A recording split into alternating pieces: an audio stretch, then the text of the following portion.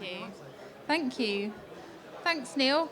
I think you kind of bigged me up quite a lot there, talking about getting naked. And in some parts, I am going to be talking about that, but maybe not in the way that you expect. So my name's Sophie, and I work for Vevox app, the app that you're using today, as marketing manager.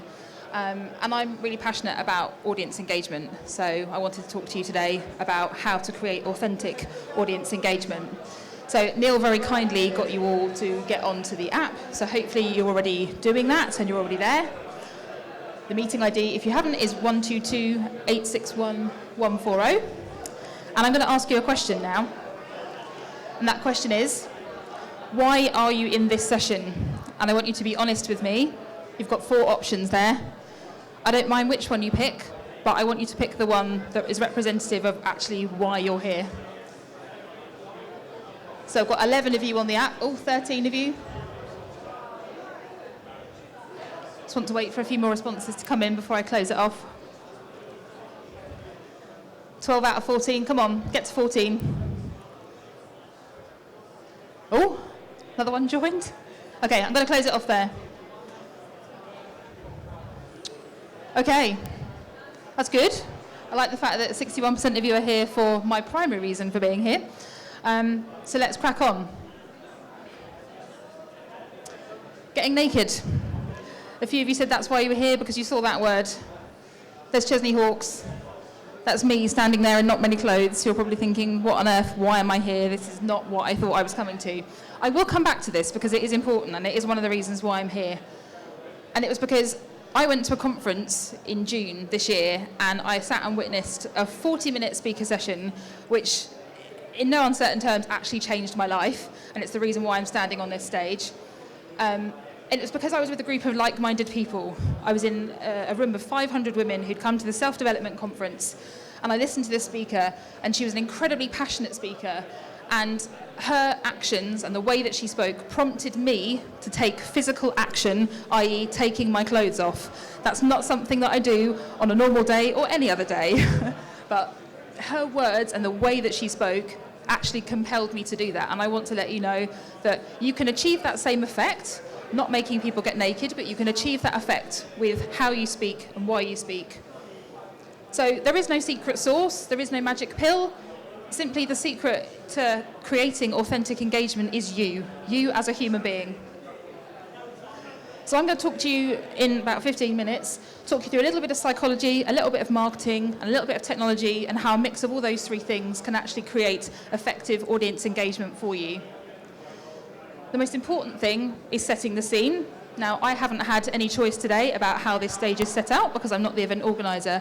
But if you are an event organizer, you do have that choice as to how you lay out a room, how you lay out a session, how close your speaker is to the audience. And all those things matter, and they matter a lot more than you think they do because of homeostasis. I don't know whether any of you are scientists or any of you are medical and know anything about homeostasis.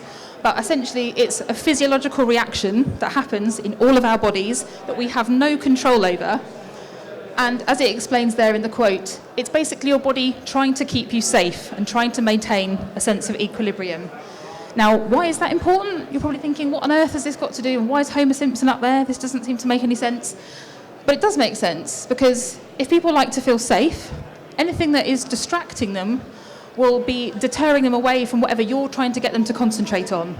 So we've all been in a conference venue or a meeting room where we don't know where the toilet is. How far away is it? When's coffee break? When am I going to get a chance to eat anything? I can't hear the presenter or I can't see their slides. And the one that I hate the most is being at an event venue where the seating isn't comfortable, particularly if you're there all day long. That can actually be a really uncomfortable session for you to sit there, and you're not focusing on what the speaker's talking about because you're numb, your bum's going numb, and you're thinking, well, I want this to be over with, to be quite frank. So limiting distraction is one of the first key things to try and do to increase authentic audience engagement. So that's kind of, to summarise, these are the things that you need to be thinking about. If you are in charge of any of these elements or have any influence over these elements, these are all things you need to be thinking about because they all affect the kind of engagement.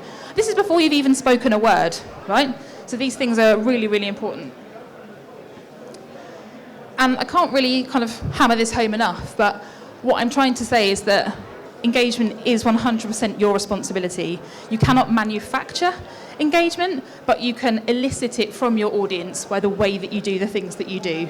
So it is your responsibility to maximise that opportunity. So now I want to get interactive again with you, and using the Vevox app in one word, just one word, because I'm going to do a word cloud. One word, what is your biggest speaker pet peeve? So when you've been at an event, what has a speaker done that's quite frankly pissed you off? Is it their voice? Is it their slides? Is it the temperature? Is it the venue? Any of these things can be related to this. So in just one word, I want you to give me an idea of what your biggest speaker pet peeves are. Okay. I can see there's 20 of you on the app. Oh no, 10 responses. Just a few more. Okay. Are you all putting things in? I can see that you are. Okay. I'm going to close it off. Let's have a look. That's what you said. Yeah, mumbling. I hope I'm not mumbling. If I am, then you need to tell me. Yeah, cancelling, monotone, volume. Yeah. No, all of those things I agree with.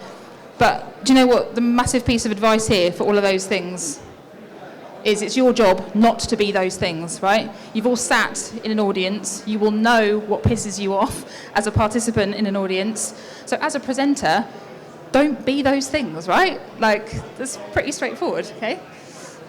Kind of changing tack slightly. Does anyone know who this woman is? Show of hands if anyone does know who she is. It's okay if you don't know who she is. This lady is called Brené Brown. If you Google her, one of her TED Talks went viral a few years ago now, and she's actually a research fellow at Houston University, and she studies shame, courage, vulnerability, and empathy. And I would highly recommend, if you Google her, look at her YouTube videos.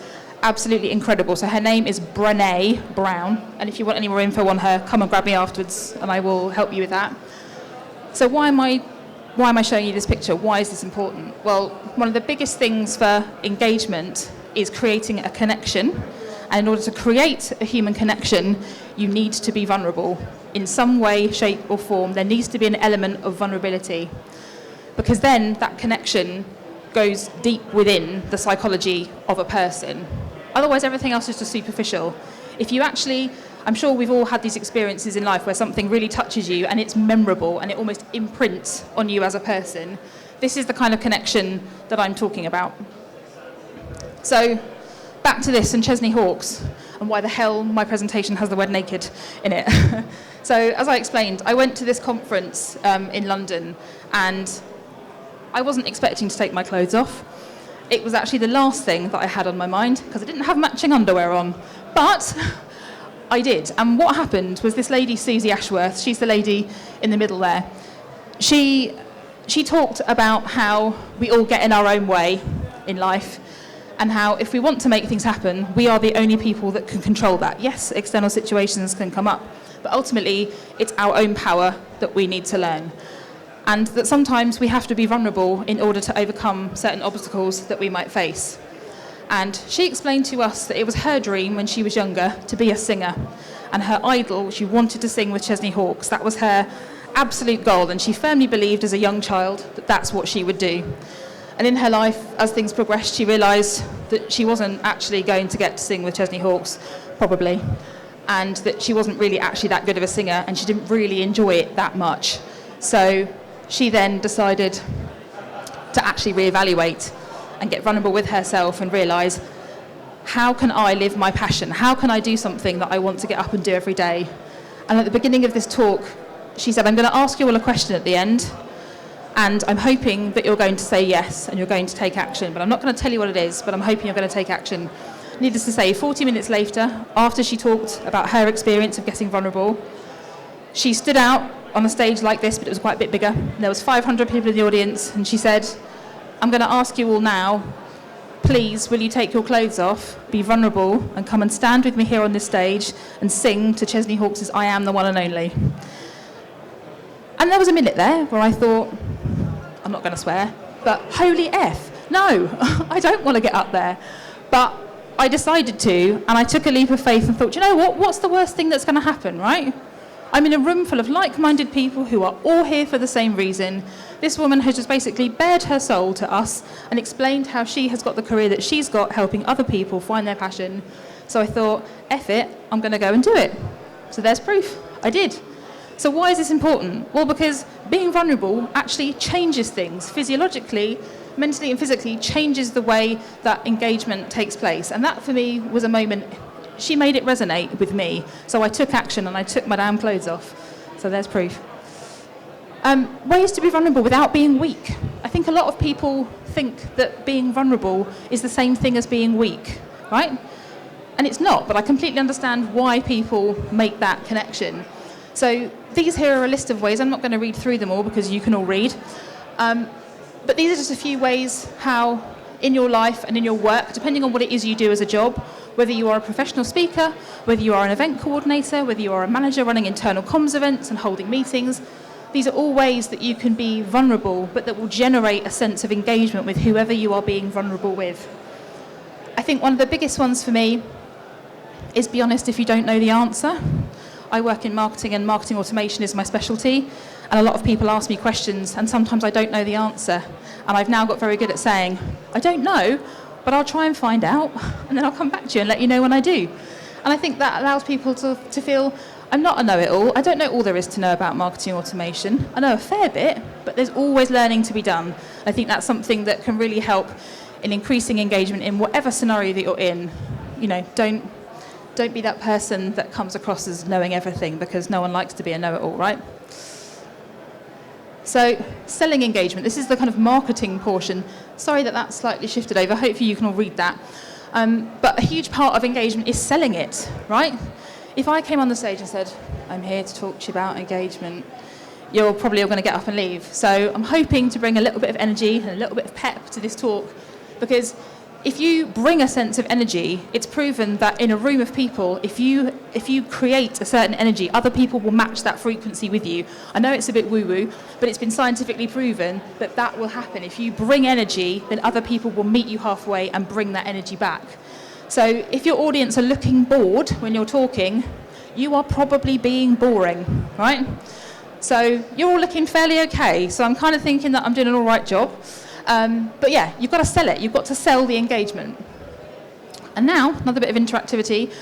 I want you to type your answer into the Vevox Q&A. So this isn't a poll. This is you free typing some text into the Vevox app.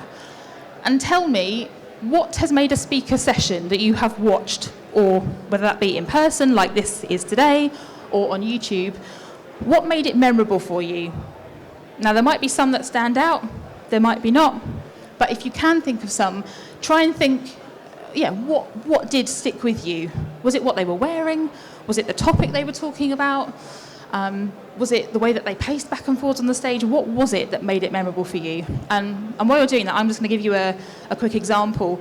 I was at a conference in September at Edinburgh University, and there was a speaker doing a talk, and it was quite a contentious talk because he was calling out one of the exhibitors and vendors at this conference for data security, basically, which, as we all know, is a huge thing that a lot of people are concerned about, rightly so.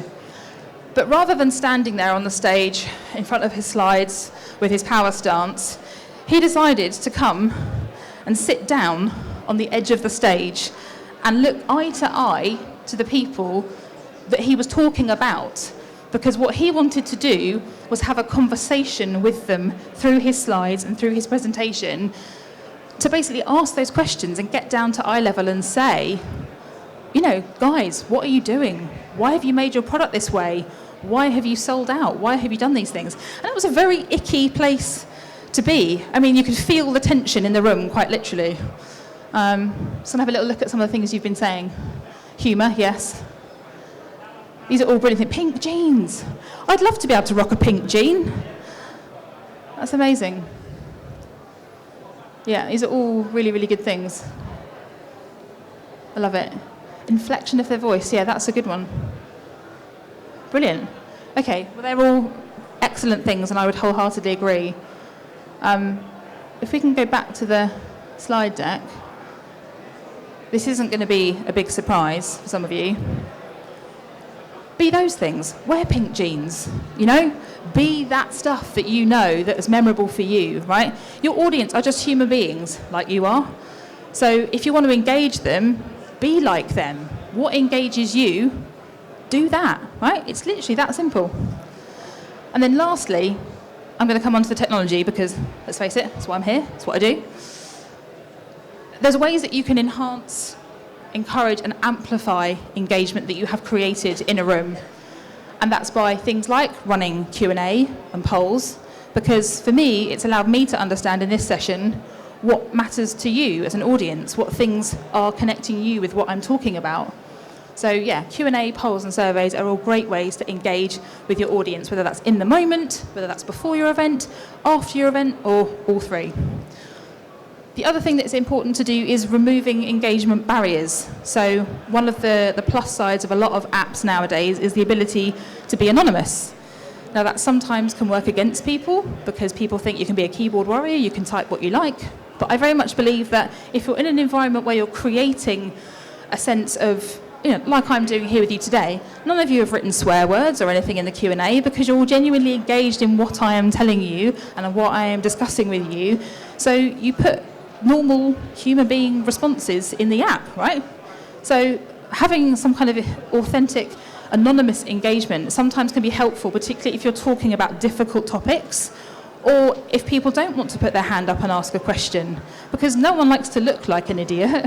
And sometimes your question might not be a silly question, but you might not feel like you want to put your hand up. So by using anonymous feedback, it's a great way for people to be uninhibited and give you that feedback that they want to. And then lastly, creating an engagement loop. And what I mean by that is showing that engagement really matters. And I hope you can tell from my talk today that engagement really matters to me.